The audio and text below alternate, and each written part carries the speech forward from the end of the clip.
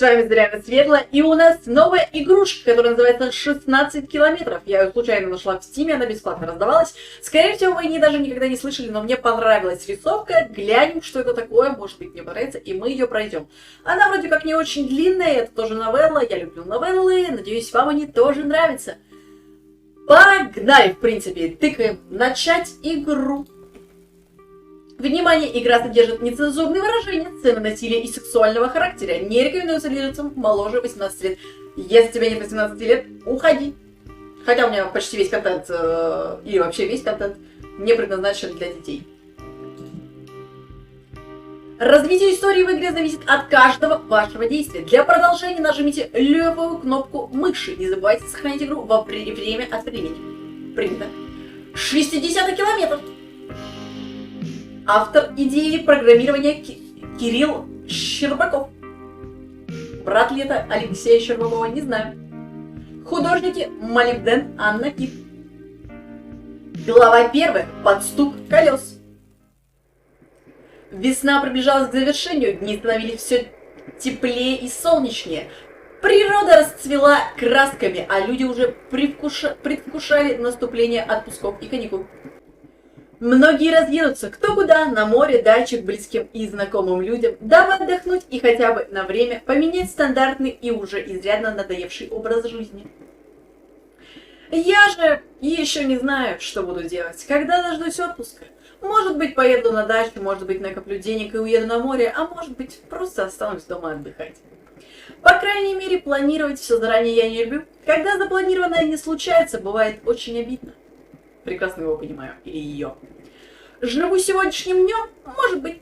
И этот жизненный принцип меня устраивает. И как оказалось позже, он был вполне правильным, потому что в этом году планы многих людей так и не сбылись. На календаре воскресенье, хотя у большинства это выходной, у меня был рабочий день. Живу я в небольшом городе на окраине области и работаю в столице нашей родины. Добираюсь до этого места, как и очень многие люди в наше время, на электропоезде, преодолевая довольно большое расстояние и тратя время и деньги на путь. Я ехал на электричке, утро уже набирало обороты, было тепло, а весеннее солнце ярко освещало все вокруг. Людей в вагоне очень мало. Выходной день, все отдыхают. Дремать не хотелось, поэтому я задумчиво смотрел в пыльное окно. Вокруг леса, поля, дороги, небольшие сельские домики. В общем, знакомое окружение, которое моя голова запоминала за многочисленные дни поездок по этому маршруту. Неожиданно звук двигателя электропоезда пропал, но мы продолжали ехать не разгоняясь, а постепенно снижая скорость. За окном я заметил какое-то розовое марево, неожиданно возникшее ниоткуда и медленно опускавшееся ближе к земле. Странно, это еще что такое? Женщина, сидевшая неподалеку от меня, посмотрев за окно, пробурчала что-то себе под нос, а усатый в невзрачной одежде мужчина как был погружен в свою газету, так и продолжал читать ее, не поднимая глаз. Почему они здесь не нарисованы? Мне как-то некомфортно. Поезд практически остановился на железной дороге, и изредка бывают такие незапланированные остановки. Может, нужно пропустить какой-нибудь товарный состав, может, впереди идущий поезд по какой-то причине задерживается. Между тем, концентрация тумана странного цвета за окном становилась все сильнее. Мне было все тревожнее от странности явления и непонимания, что же это такое, а в голову стали приходить первые догадки. Пожар? Не похоже. Может быть, авария на каком-нибудь заводе? А это выбросы в воздух? Химическое оружие? Мужчина, читавший газету, наконец-то отвел от нее глаза. Евгений Константинович, ну вот опять из-за них опоздаю. Обычно всю злость в таких случаях срывают на машинистах. Я же не понимал, почему у людей всех опозданиях поезда обычно винят именно их.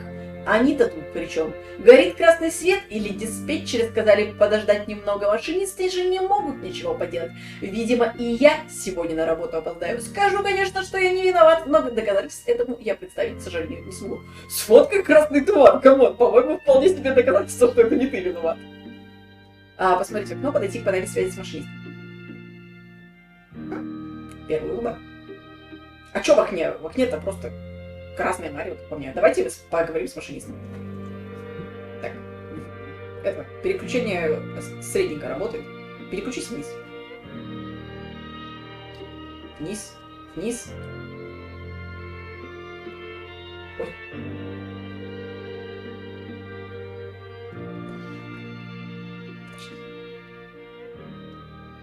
Подожди, что-то поломало. Ага. Я хочу нижний выбрать. Так, я разобралась, как это делать. Все хорошо. Так.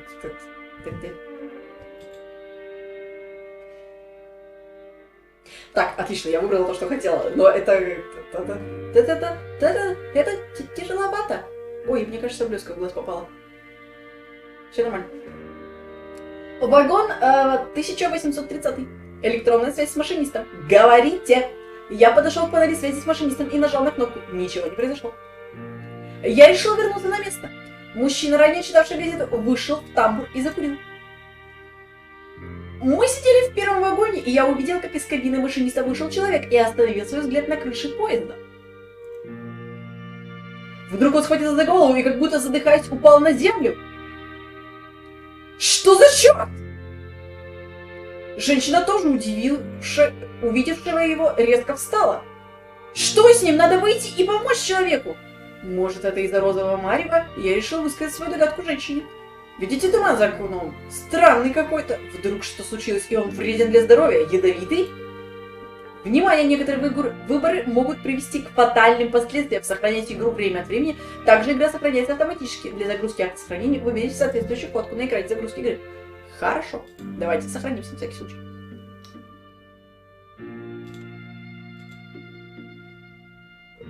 Я думаю, вам видно, что там было какое-то... Так, хорошо, назад. Так, я вроде сохранился. Ну, а что тогда делать, молодой человек? Не знаю, что происходит и что делать. Я попробую выйти наружу и помочь ему. Ну, я сохранилась, так что давайте попробуем ему помочь. Через щели, которых в вагоне было достаточно проникали струйки розового тумана, который, казалось, превращался в обычный воздух или просто перемещался вместе с ним. Я выбежал в тамбур, где курил мужчина, оттолкнул его и принялся открывать двери наружу. Приготовьтесь быстро, поочередно нажимать кнопки, чтобы открывать двери. В смысле? Так, я не была готова к тому, что это такая активная игра. Нажимайте Е и Q. Хорошо. EQ. Розовый туман стал проникать в поезд. Я запрыгнул на землю. В этот момент я вздохнул, запаха почти не чувствовалось, а вот легкие поразила режущая боль. Я попытался подойти к лежащему человеку, но резкая боль в груди парализовала меня. Я упал рядом с ним. Так, конец. Ну, вот и все, дорогие друзья. Не, я шучу, сейчас перезагрузимся. Так, закрыть игру. Женщина, собственно. Я подозревала, что нас ждет смерть от этого розового тумана, потому что спойлерну вам немножко, из описания игры следовало, что мы всю игру проведем в поезде, а поскольку мы уже остановились, было вполне подозрительно, что здесь будет какой-то фатальный выбор. Но я хотела помочь человеку, потому что это же игра. Так бы я не вылезла из поезда. Не-не-не, я бы еще какую-нибудь марлевую тряпку нашла, чтобы подышать более чистым воздухом. Здесь очень тяжело делать выбор. Отойдя в другой конец вагона, я стал думать, через щели которых в вагон было достаточно проникал струйки розового тумана, который, казалось, превращался в обычный воздух или просто перемещался с ним. Вдруг я услышал, как открывается дверь, соединяющая кабину машиниста и вагон. Оттуда вышел человек, он был очень взволнован. Видимо, это был машинист или его помощник. «Николай! Вы видели это? Что с ним? Это все, наверное, из тумана. Он ядовит! Не выходите из вагона!» Парень в наушниках, сидящий в углу вагона, проснулся и непонимающе оглянулся. Мужик, до этого куривший в тамбуре, вернулся в вагон и увидел машиниста. А мы же знаем, как зовут, почему его по именам не называть. Его зовут что-то там Николаевич, по-моему. Евгений Константинович. Не запомнила ни одного. Ну и ладно. Ну что там у вас? Сколько мы еще сидеть будем? Сколько нужно, столько и будем. Нужно выяснить, что с моим помощником. Вон он вышел посмотреть, что случилось. Все ли в порядке с топкоприемниками, а через 5 шагов упал. Да, ну что, может кто-нибудь выйдет и посмотрит, что с ним. Думаю, не стоит рисковать, промолчать за телефон. Сохраниться, план. Спасибо. Думаю, не стоит рисковать, промолчать за телефон. Давай достанем телефон. Я посмотрел на экран телефона, сотовой связи не было. Я уже пытался связаться с диспетчером, связи нет. Черт, похоже, что что-то случилось серьезное. Мы тут застряли надолго. Ну же, давайте ждать. Нам ничего другого не остается. Главное, не паниковать. Давайте пока познакомимся. Я машинист этого электропоезда, Николай Васильевич. Можно просто Николай. Евгений Константинович. Олег. Свое отчество называть не хотелось. Я был явно моложе остальных людей, кроме паренька в наушниках. Николай Васильевич, вы могли бы по громкой связи сказать, что мы тут надолго задержимся? Может быть, собрать всех людей в первые вагоны? Увы, не получится. Электричества-то нет. Ну, раз машинюга и у нас такая ситуация, будешь ждать главного. Машинюга. Очень странно так называть машиниста. Может, выйти туда и посмотреть, что с ним? Возможно, ему можно как-то помочь. Слышь, женщина, я уже один раз умер за твою просьбу, так что давай сама. Нет, штучно я не пойду. Если есть такое желание, идите, а я на вас отсюда полюбуюсь. Вот, Евгений жизнь прожил. Нет, не стоит рисковать. Хотя, кто может надолго задерживать дыхание? Я вспомнил, что у меня это получалось довольно-таки неплохо, так как я часто ходил на плавание. Я буду, видимо, постоянно сохраняться. Предложить свою кандидатуру. Пожалуй, я могу. Верь, я тебе помогу открыть, если что-то... Если что, ты знаешь, как их открывать. Да, конечно. Хоть это и очень легко, большинство людей не догадываются, как это сделать, и пытаются ухватиться за маленькую щель между двумя закрытыми дверями. И совершенно не догадываются, что специально для этого на дверях электропоездов сделаны отверстия, взявшись за которые можно легко и быстро открыть их. Честно вам скажу, я на поезде ездила единственный раз, и это было года 3-4. Я не знаю о поездах толком ничего, кроме того, что они ездят. Так, Евгений Константинович, давайте вы пока пройдетесь по вагонам и проинформируйте людей, чтобы они ни в коем случае не выходили из вагонов, пока мы не разобрались, что за чертовщина там на улице. И, думаю, нужно для удобства собрать людей в первых вагонах. Ты забрал мою идею и делаешь вид, что это я? Николай, ты мне перестаешь нравиться. Хорошо, сделаю. Только когда это все дерьмо закончится, с тебя бутылка хорошего коньяка. Евгений Константинович удалился с наших глаз, а Николай обернулся к остальным находящимся в вагоне людям. Мы сейчас будем открывать дверь наружу. Этот туман будет проникать внутрь. Дверь в тамбур должны быть плотно закрыты. Не открывайте их до тех пор, пока мы не вернемся. Идем. Я тоже задержу дыхание и останусь в тамбуре. Надеюсь, в малых количествах это вещество или что бы ни было, не вредно. В конце концов, если бы оно было настолько ядовито, нас бы уже не было. Логично, кстати, вполне заявление. Сказав это, он махнул рукой в сторону окна и щели, из которого тянулся струя розоватого тумана, постепенно смешавшийся с воздухом и становясь прозрачным. Мы вышли в тамбур. Ну что, готов? Да, вперед! Он плотно закрыл дверь из тамбура в вагон, а я, набрав полную грудь воздуха, вцепился пальцами в дверь. Приготовьтесь так быстро, Пачи. Это я, кстати, уже прошла. Так.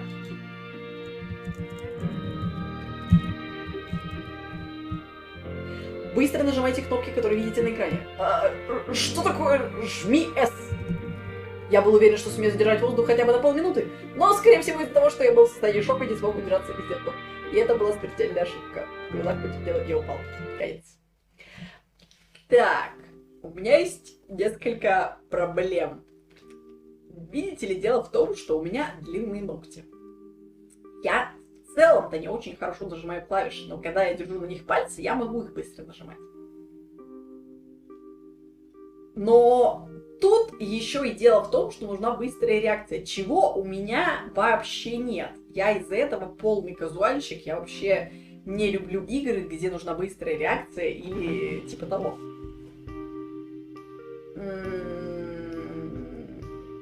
Мы, конечно, сейчас еще раз попробуем. Я буду сохраняться, судя по всему, еще чаще.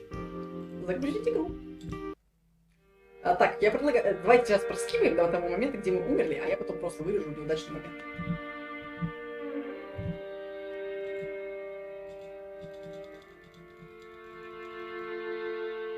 Ну что, готов? Готов.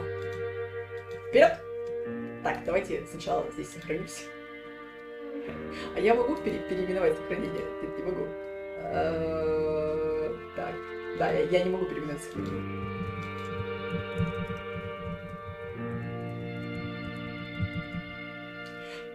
Быстро нажимайте кнопку, куда покажется на экране. Жми 3, черт! Благо я сохранил. Сука!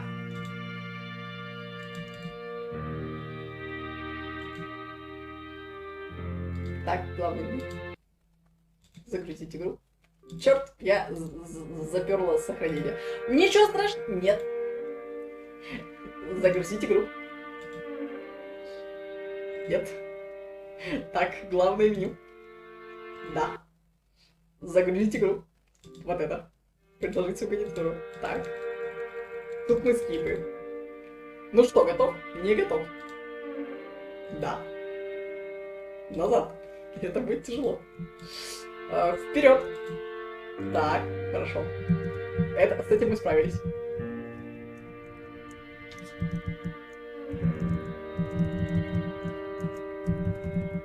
Жми А! Так, нажимаю.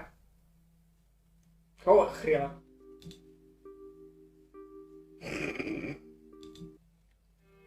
Так, еще раз. Так, EQ, с этим мы справляемся. Так, я готова. Д. Сука. Это будет очень тяжело.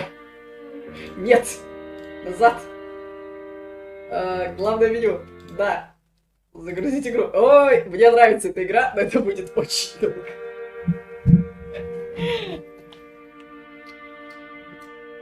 Там 2 буквы целых, а я не была к этому готова. Я жала быстро S.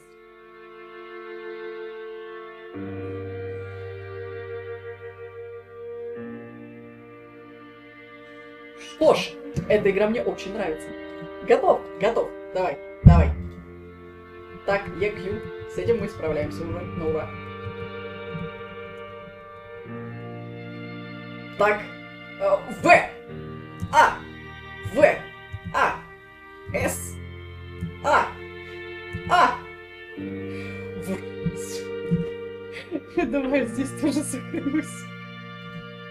Я теперь просто я когда увидела здесь, ну типа в бесконечном ленте было 2 страницы слов. И я использовала из них от силы половину, потому что я сохранялась в конце каждого, ну типа в начале каждой главы. Я такая, когда зашла сюда в сохранение, я такая, нахрена здесь столько слотов? Здесь типа 80 слотов, следующий 90, 100, сколько здесь слотов? Короче, здесь, видимо, бесконечное количество слотов. И я такая, а зачем так много? А теперь я поняла, что сохраняться вообще на каждом шагу. Так, нет, назад. Продолжаем. Это 8-я, по-моему, попытка. Вроде бы по ощущениям тела ничего необычного в этом тумане не было. Значит, мы были правы, что оно вредно только если дыхать. Хотя, кто знает, может, эффект от него появится позже. Я быстро добрался до лежащего человека, повернул его лицом вверх, поискал пульс. Ничего, сердце не бьется, мертв. Я быстро вернулся к вагону и вылез в уже открытую Николаем дверь тамбура и сразу сбежал в вагон, слыша, как машинист закрывает за мной дверь. Отдышался. Ну что с ним? Он мертв. Как? И что теперь будет с нами? На этот вопрос я ответить не мог. Он же не врач. Я не знаю, кем он работает, но он точно не врач. Николай стоял, облокотившись о стенку, и что-то тихо бормотал. Я понял, что они с помощником машиниста были хорошо знакомы, друзья или, может быть, просто хорошие коллеги, которые вместе каждый день выполняют свою работу. Вскоре вернулся Евгений Константинович, вместе с которым пришли еще несколько человек. «Командир, все сделали, как просили. Людей собрал в первых 3 вагонах. Вот только проблема возникла. 8-й вагон весь в этой дымке, так дальше не пройти. Видимо, окна были открыты, вот эта зараза и проникла внутрь. В некоторых вагонах было то же самое, но люди быстро сообразили и закрыли окна. Успели. Ох, это же, получается, у нас 8-й вагон полон трупов? Скорее всего, так оно и есть. Никто знает, что там в оставшихся 2. Возможно, там кто-то остался. Ну что же, нам остается только ждать. Действительно, мы ничего не можем поделать. Выйти из поезда равнозначно смерти. Мы тут заперти. Я попытался взять себя в руки и успокоиться. Сохраняем. Я усвоила урок. Сохраняемся на каждом моменте. Так, сесть на свое место и ждать, пойти в другой вагон. Зачем ему уходить? Давайте сядем на свое место. Я надеюсь, это безопасно. Я сел на скамейку. Сидеть на месте и ждать, пока все пройдет, было трудно. Да и пройдет ли? В вагон вошел человек, высокий, довольно старый, но имеющий отличную физическую форму и запыхавшийся, как после бега. Александр Петрович. Кто тут у вас главный? Кто-нибудь знает, что происходит? Я из последнего хвостового вагона видел, как пара человек, вышедших из поезда, задохнулись. Никто не знает, что за дерьмо тут происходит. Никто не знает, что за дерьмо тут происходит. Телефоны не работают, а выйти из этой чертовой электрички мы не можем. Может быть, я смогу вам помочь?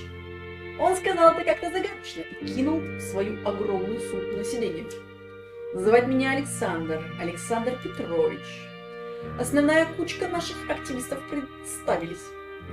Людей из последнего вагона я всех провел в третий. Я в последнем никого, кроме трупов. В восьмом видел пару человек в форме, наверное, сотрудники милиции, сопровождающие поезд, тоже мертвые. И еще надо сказать, чтобы люди ни в коем случае не открывали окна в вагонах, иначе мы все тут поляжем. Как же вы их провели через вагоны-то? Вместо ответа Александр Петрович открыл свою сумку и достал оттуда пару противогазов. В них кое-как я разбирался. Это были изолирующие, и неподалеку в сумке виднелись регенеративные патроны.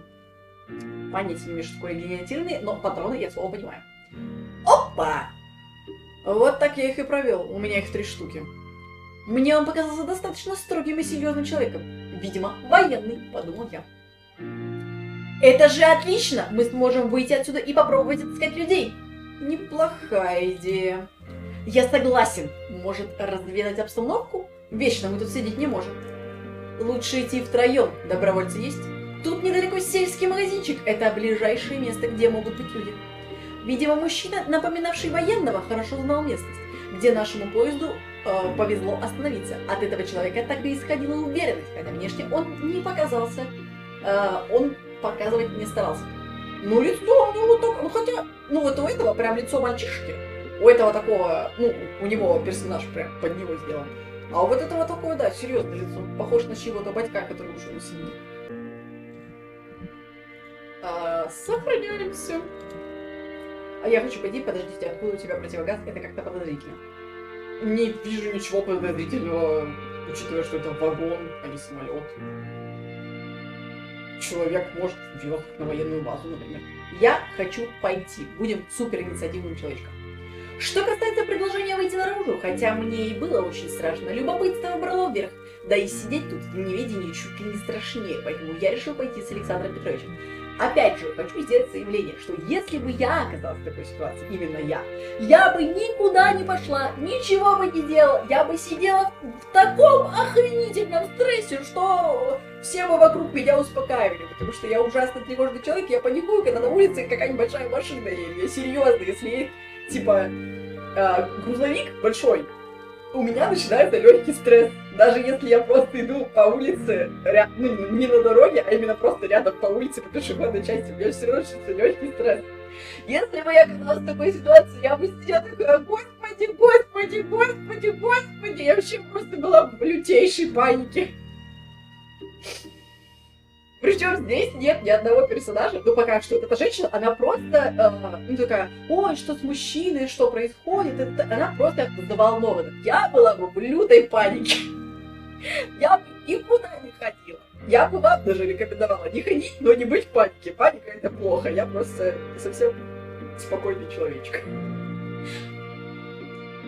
Вроде как у меня стоит диагноз, типа, ну, во-первых, у меня стоит клиническая тревожность, а во-вторых, вроде, типа, гипервозбудимости. Мне еще в детстве сказали, что, ну, я в целом очень эмоциональная, и в большей части жизни мне это только помогает. Я супер позитивная, я могу от всего кайфовать, тусоваться, мне даже алкашка сильно не нужна, чтобы клево потусить.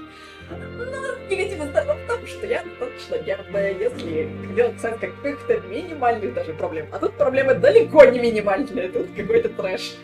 Я, кстати, на моменте того, как я решила поиграть в эту игру, знала только то, что это какая-то история про поезд. Если вы знаете игру Horror Russian Story, там такая же рисовка, как здесь, и мне она понравилась. Я в нее не играла, к сожалению, я смотрела только прохождение. Да что тоже такое. Я смотрела только прохождение. Но мне она понравилась, и я такая, о, что-то прикольно. И плюс мало игр, которых я вообще не знаю и вообще не видела. Я такая, конечно же, я в нее поиграю в Steam, давай бесплатно. Так. Хорошо. Кто еще? Это что же, вы идете, а нам тут оставаться гнить? Нет уж, я тоже с вами. Хорошо. Тройка есть, а я пока останусь тут за главного. Попытаюсь как-то успокоить людей и возьмите на всякий случай сумки. Когда будете возвращаться, наберите что-нибудь поесть. Думаю, люди с собой дорогу много еды не берут. А мы тут, кажется, надолго. На самом деле, если бы я ехала на поезде, условно, к каким-нибудь своим друзьям в соседний город, я бы вообще его с собой не взяла, я взяла с собой только водички попить. Думаю, объяснять вам ничего не надо. Раз вызвались, идите со мной. Вы, должно быть, умеете пользоваться противогазом. Не знаю.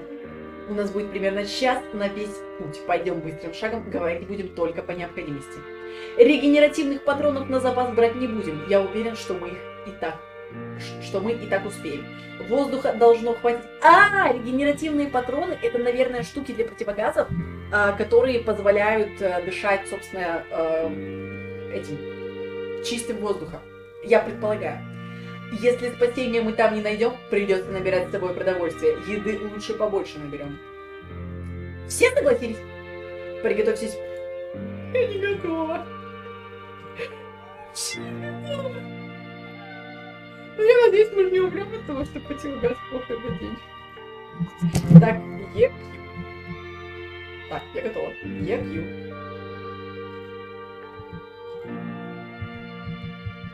Так, понятно. По-другому.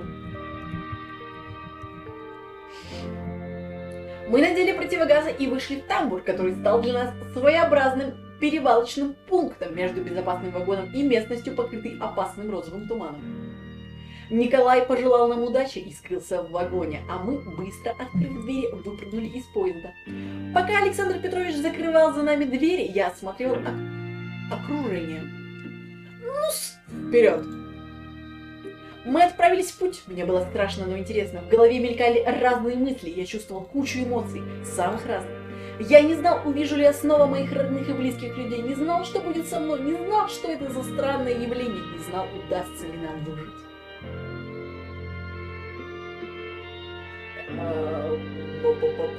Я не знаю, есть ли здесь главы. Давайте я сохранюсь на всякий случай. Я обернулся и посмотрел на наш новый дом. 10 вагонов зеленого с желтой полосой, блестящего на солнце в розовом тумане, проводящего каждый день тысячи человек электропоезда РД-2Т. Конец первой главы. Собственно, конец первой главы. Глава вторая. Сохранить вот сюда. Да. Назад. Главное нет. Да. На этом у нас закончилась, собственно, первая глава. Было очень интересно. Мне нереально понравилась игра. Клево так трепещет тебя хорошенько за плечики. Мы точно будем ее проходить. Я думаю, что мы пройдем ее до конца. А на этом мы с вами сегодня заканчиваем. Напомню, что с вами была Заряна Светлая, которая является автором книжки «Чего стоят мечты», которую вы можете найти на Литресе РД в призрачных мирах прямо по ссылочке в описании. Прошу вас купить ее, чтобы поддержать меня финансово, так как я делаю для вас контент совершенно бесплатно. Напомню также, что все эти видосики мы снимаем на Твиче, вы можете перейти на него также по ссылочкам в описании и поучаствовать со мной на стримах, поболтать, пообщаться, что-нибудь пописать, что хотите, делать, конечно, в Твиче. А также это подразумевает то, что вы увидите все видео, которые выкладываются на YouTube раньше остальных, ну не считая, собственно, зрителей самого Твича. Что еще можно сказать? Чтобы вы подписались на мой канал, поставили лайкосики, написали кучу-кучу комментариев и рассказали обо мне всем своим друзьям, родным, близким, салатам, кошкам, кому угодно, чтобы они тоже подписались на мой канал. На этом все. Люблю, целую, обнимаю. До встречи в следующих сериях и пока!